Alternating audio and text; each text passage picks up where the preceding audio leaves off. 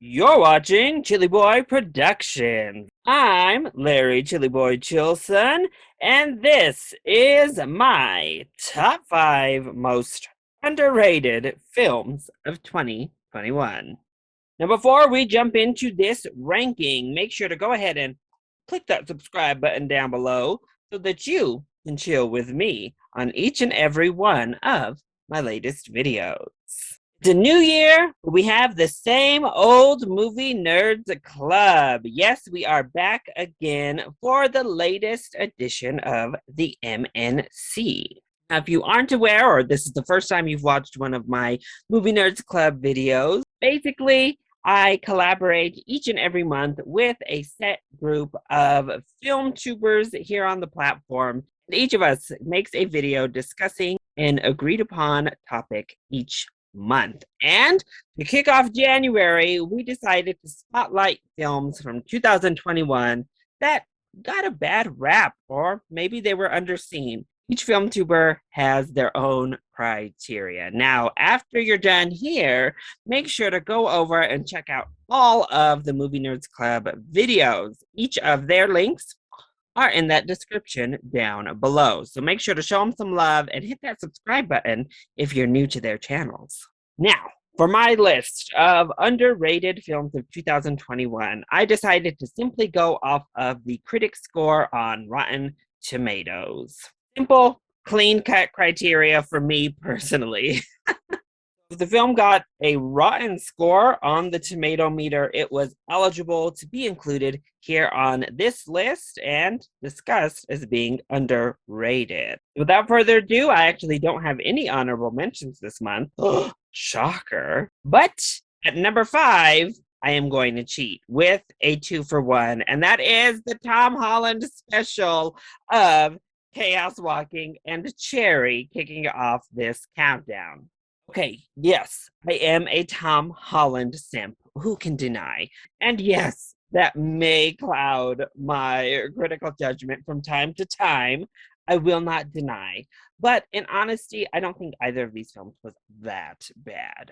Chaos Walking specifically sits with a 21% on Rotten Tomatoes, while Cherry has a 37%. But when it comes to these two films, what can I say? Chaos Walking, I thought was fine. It was fun. It was a pretty standard young adult film. I don't think there was anything wrong with it. Maybe it was a little bit slow, but I liked the world building. I'm not a fan of the books, so I don't really know on that front. But I had fun with it. I thought it was fine. As for Cherry, I think 2/3 of the film are solid and actually quite good, to be honest. It's just that first act that really drags on Cherry. Whenever they're focusing on that romance, it didn't work at all for me. And we could have really cut down the first portion of the film. But in this film specifically, Tom Holland is great. Actually, most of the acting in the film is great. And the third act emotionally resonated with me. I thought they did a great job of building that character up to the third act. Now, the Russos and the directing and the editing, it's a little bit shaky. But ultimately, for me personally, the film accomplished the emotional integrity of the story it was telling. So I would bump both of their scores up. Yeah, I need Tom Holland to get a win outside of his Spider-Man franchise soon, please. I'm gonna keep swinging for you, Bay, but I'd appreciate it if you made it a little bit easier sometime soon. And I know the swinging continues with Uncharted, so please, please. Come again.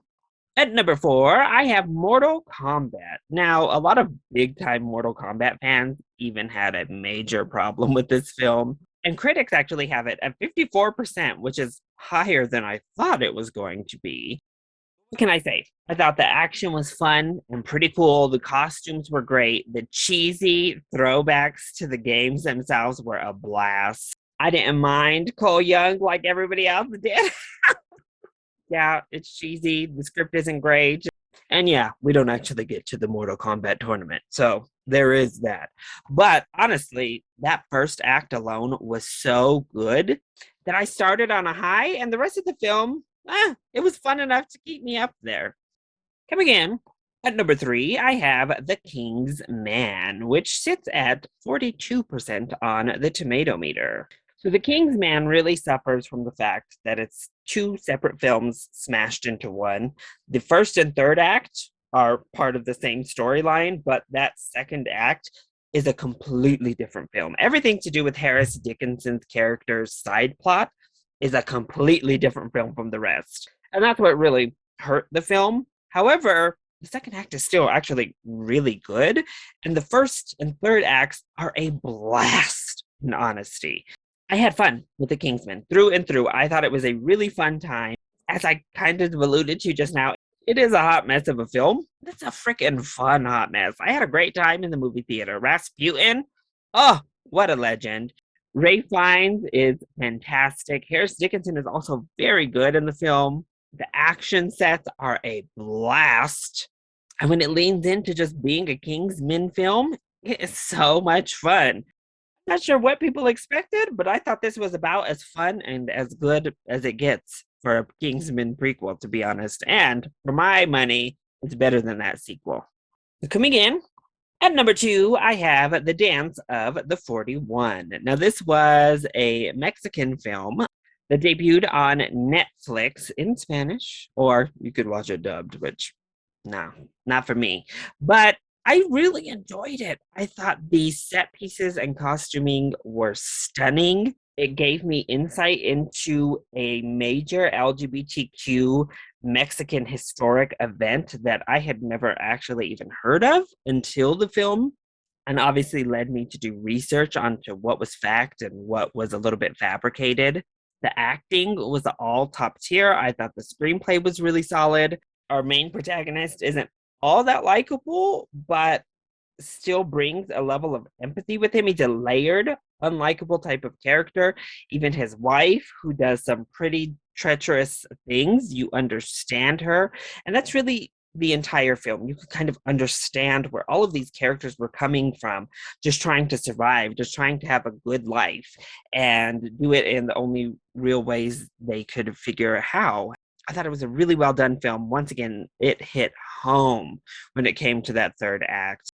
I think there are certainly worse period piece dramas that we could discuss that have been given much more grace than this one. But for my money, The Dance of the 41 was definitely underrated. And coming in at number 1, if you've watched my channel at all, you'll know what this one is.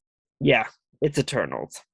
My favorite superhero movie of 2021. It was very high, that's all I'll say, on my favorite films of 2021. And it broke into my top 5 favorite MCU films. As I watched Eternals in the theater at a pre-release screening, I came out completely and totally baffled as to why it was receiving such a negative response from early critics. It was really mixed, it was really negative. As I was watching, I was ready to really be underwhelmed, and instead, I fell in love with the film. The messages and themes are sophisticated. It's a nice departure from the typical Marvel formula and film we usually get. It does have the Marvelisms in there, but I think Chloe Zhao brought them into this deeper story in a beautiful way. The cast are all great, in my opinion. I instantly bonded with all of these characters and the messages and what they stood for. It's the most gorgeous MCU film, period, point blank. None of them even come close to the cinematography levels. Direction is stunning. The original score is amazing. The visual effects are great. I honestly adore Eternals. Through and through, I think it's fabulous. I don't think it's the worst Marvel film. Again, if you watch my MCU ranking, you'll see far from it.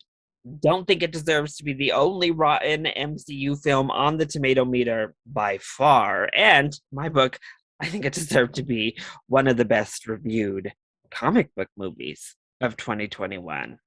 I love it. I will continue to love it, and I will defend it till my last dying breath. So that's it. Those are my picks for 6 of the most underrated films of 2021. If you liked this video, hit that like button down below and subscribe to the channel so that you are always up to date on all of my latest videos. Also, make sure that you check out all of the videos from my fellow members of the Movie Nerds Club. All of those links, once again, are in the description, so show them some love. And finally, join in on the discussion and let me know which films that you think were the most underrated of the year. Let me know either in the comment section down below, or you can hit me up on Twitter. I love you all so much for your continued support. Thank you for watching, and we'll see you next time. Bye.